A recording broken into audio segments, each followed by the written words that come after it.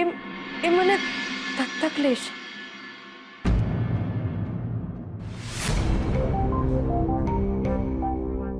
લા દિયોર, દાદાજી તમને દત્તક લેવાના છે?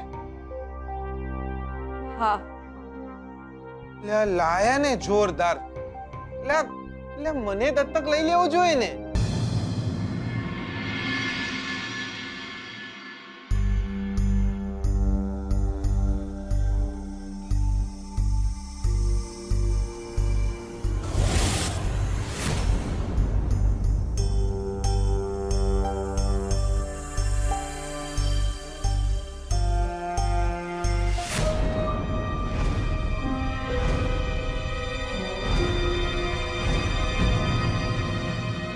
શું છે? સ્વીટુ છે મમ્મા, મારી નાની બેન. યાદ હશે તને મમ્મા? જેટલી જીદ હું મારા માટે નહોતી કરતી, એટલી જીદ હું એના માટે કરતી હતી. એના કપડા, એના રમકડા, એની દરેક ગમતી વસ્તુ માટે જીદ કરતી હું. તારા અને ડેડ સાથે લડતી હું, ઝઘડતી અને રડતી. હું પણ નાની હતી ત્યારે પણ એનો હાથ પકડીને ફર્યા કરતી હતી, તેડી લેતી હતી એને.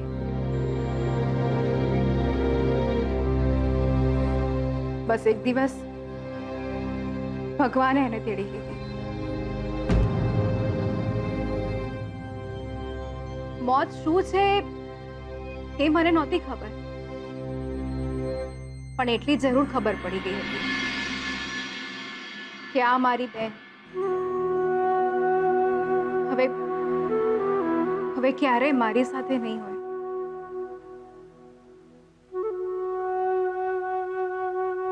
વર્ષો નીકળી ગયા મમ્મા, પણ એક ફ્રેન્ડ નથી બનાવી શકી હું.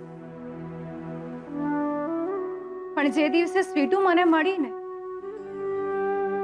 ખબર નહીં કેમ પણ એવું લાગ્યું કે મારી બેન મને મળી ગઈ છે.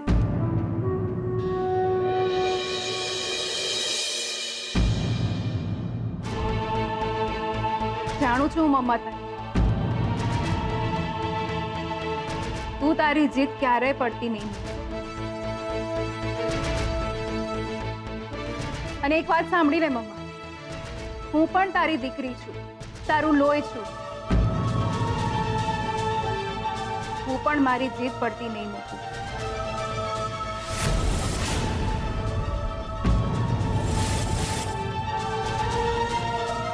સ્વીટુ મારી બેન છે અને એના માટે હું ક્યારેય નમતું નહીં જોતું.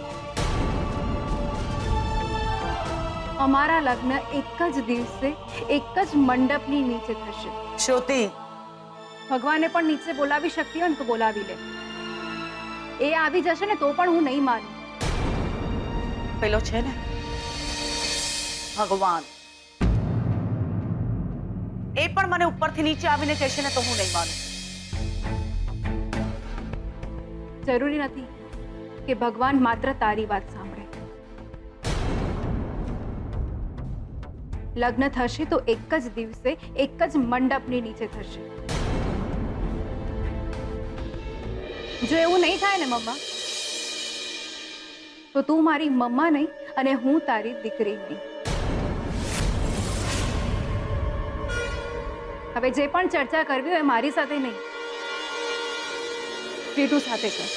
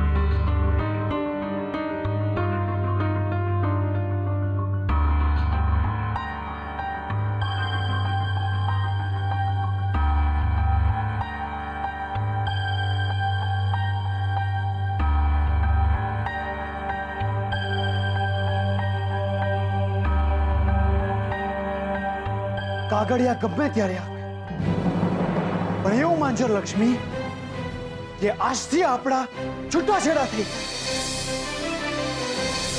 પ્રેમ હવે હું માત્ર શ્રુતિને કરું છું, સિવાય કોઈ નહીં.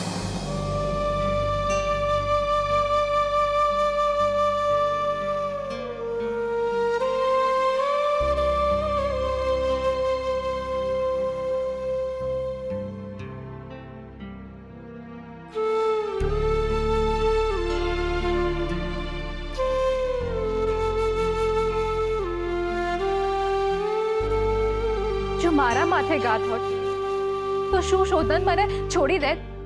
હું અને શોધન હંમેશા સાથે રહીશું. કોઈ પણ દુઃખ હોય, કોઈ પણ તકલીફ હોય, એના માથે મારો પ્રેમ હોવો જોઈએ, ઉપકાર નહીં. મારું જીવતર નર્ક થતા અટકાવ્યું એમણે.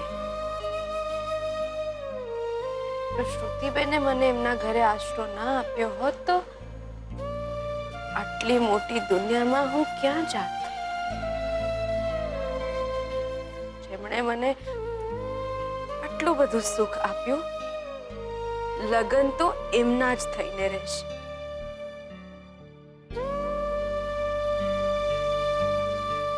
એમની ખુશીથી વધુ કશું જ નથી.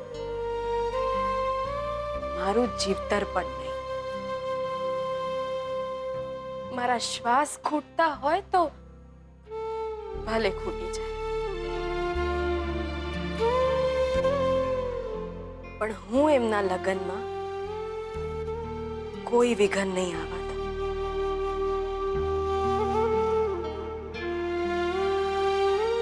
કોઈ વિઘન નહીં આવવા દઉં.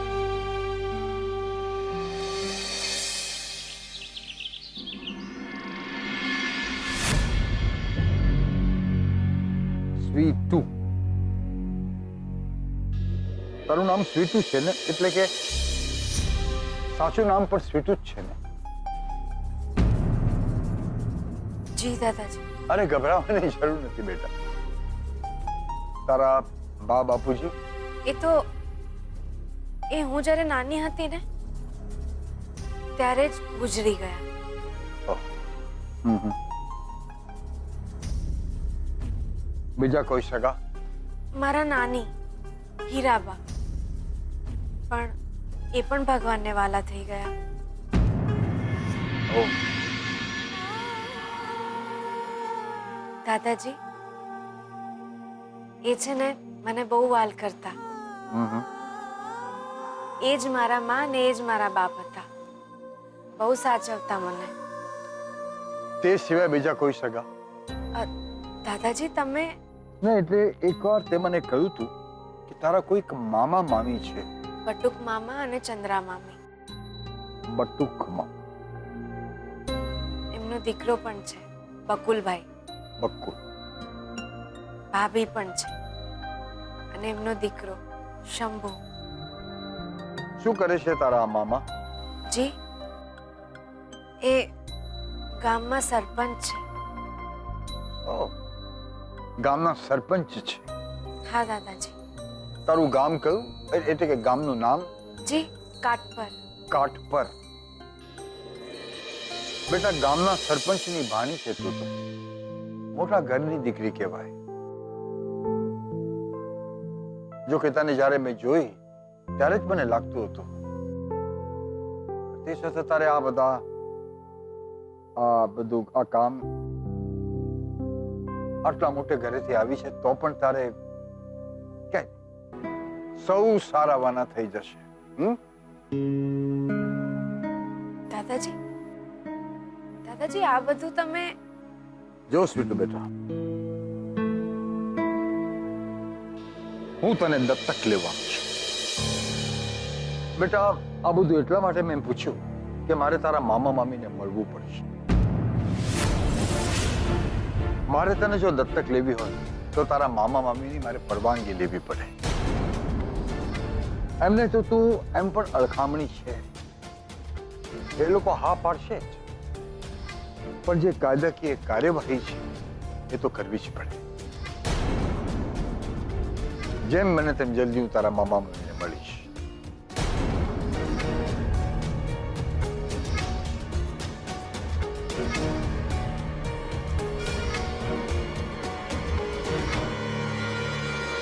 હે દેવી માં, આ શું થઈ ગયું? દાદાજી મને પૂછતા ગયા અને મેં બધું કહી પણ દીધું. દાદાજી જો મામા મામીને મળશે તો એમને ખબર પડ્યા વિના રહેશે નહીં કે હું કોણ છું. એમને એ પણ ખબર પડી જશે કે મારા લગ્ન થઈ ગયા છે અને મારા પતિ કોણ છે.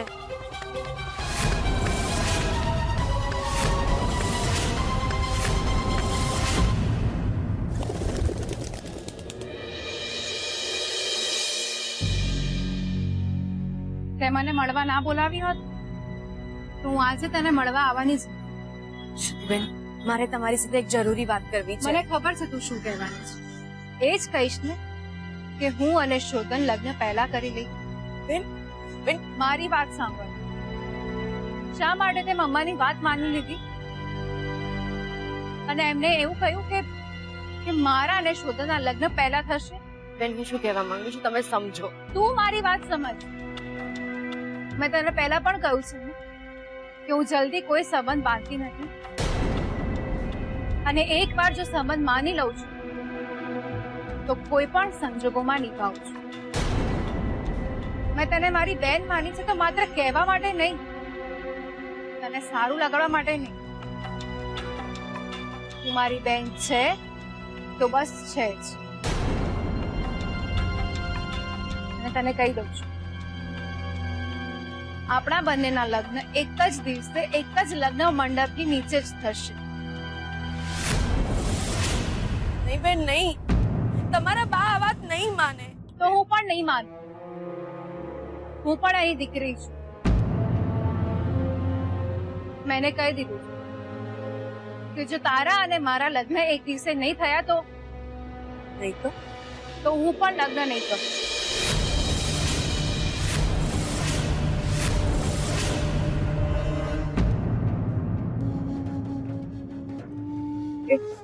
બેન, તમે આ શું? હું તને પૂછવા નહીં, કહેવા આવી છું. મેં મમ્માને પણ કહી દીધું છે અને તને પણ કહી દઉં છું કે દુનિયા ઊંધી જતી થઈ જાય પણ આપણા લગ્ન એક જ દિવસે એક જ મંડપની નીચે થશે. બસ હવે તું ને જીગર લગ્નની તૈયારી કરો.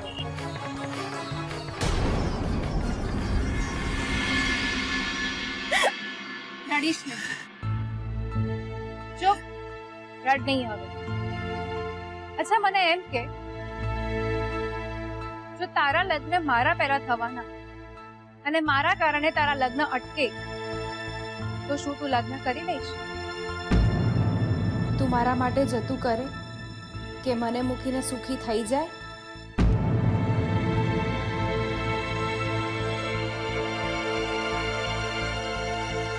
હું શોધન આવે ને એટલે એને પણ કહી કે તારા અને મારા લગ્ન એક જ દિવસે થશે.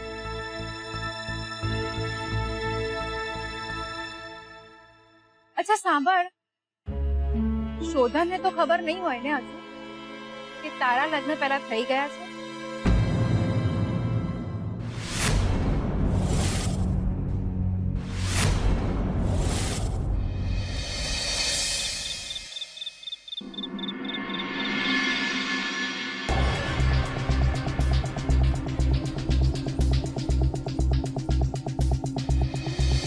મારી દીકરીના લગ્નની સાથે સાથે કામવાળીના લગ્ન. હું અમરકાંત મહેતા તને દત્તક લઈશ. બેટા, આ બધું એટલા માટે મેં પૂછ્યું કે મારે તારા મામા મામીને મળવું પડે. મારે તને જો દત્તક લેવી હોય તો તારા મામા મામીની મારે પરવાનગી લેવી પડે. આપણા બંનેના લગ્ન એક જ દિવસે એક જ લગ્ન મંડપની નીચે જ થશે. કે જો તારા અને મારા લગ્ન એક દિવસે નહીં થયા તો હું પણ લગ્ન નહીં કરું. હે દેવી માં, આ કઈ આખરી પરીક્ષા લઈ રહી છે તું? કયું હતું મેં તને?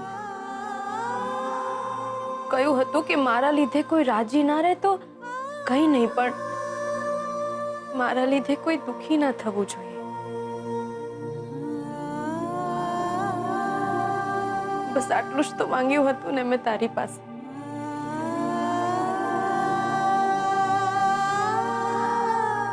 દેવીમાં શ્રુતિબેનના લગ્ન મારે લીધે અટકે એમ છે. જો આવું થશે તો ખબર નહીં શું થઈ જશે. બે ઘર વચ્ચે દુશ્મની થઈ જશે. દાદાજીને ખબર પડી જશે કે હું કોણ છું.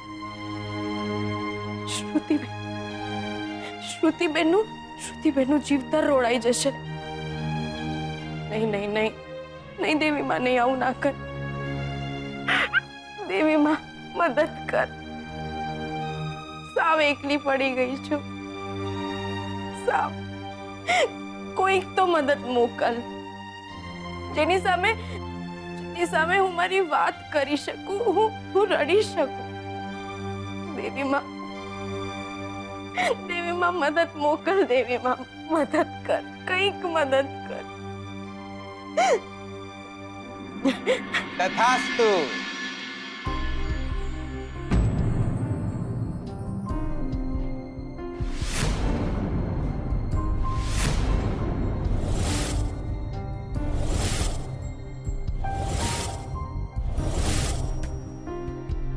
માતાજીએ તમારા માટે મદદ મોકલી આલી છે. આઈ જ્યાં છે જીગર રાતવારામ પટેલ ફ્રોમ મેહોણા.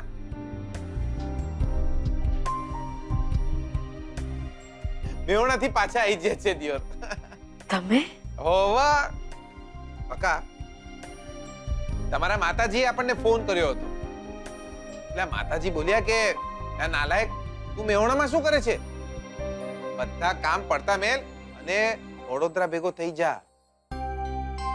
સ્વીટુને તારી મદદની જરૂર છે.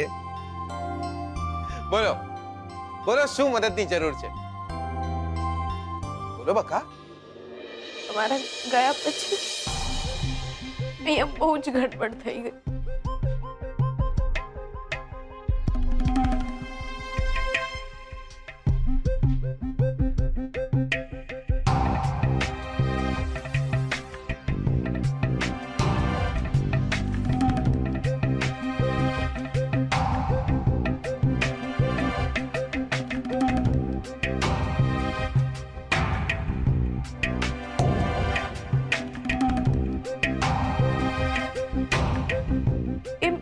એ મને દત્તક લેશે.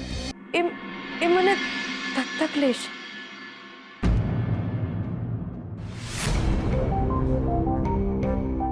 હાયલા દિયોર દાદાજી તમને દત્તક લેવાના છે? હા, લાયા ને જોરદાર. મને દત્તક લઈ લેવો જોઈએ ને. ના હું એમ કહું છું કે દીકરીની જગ્યાએ વહુ મળ્યો તો શું વાંધો હતો દાદાજીને? તમે શું બોલો છો? તમે જવા દો બકા. તમે મારા બોલવા પર ના જાઓ. તમે બોલો શું કહેતા હતા? મને બહુ ચિંતા થઈ રહી છે. દાદાજી કહે છે કે એ મામાને મળવા જશે મારા. અને જો એ મામાને મળશે તો એમને ખબર પડી જશે કે હું કોણ છું અને મારા લગ્ન થઈ ગયા છે કે નહીં અને કોની સાથે થયા છે. દાદાજીને પણ છે ને આ ઉંમરે બી જપ નહીં. દાદાજી બની ગયા છે પણ તો બી બાપા બનવું છે.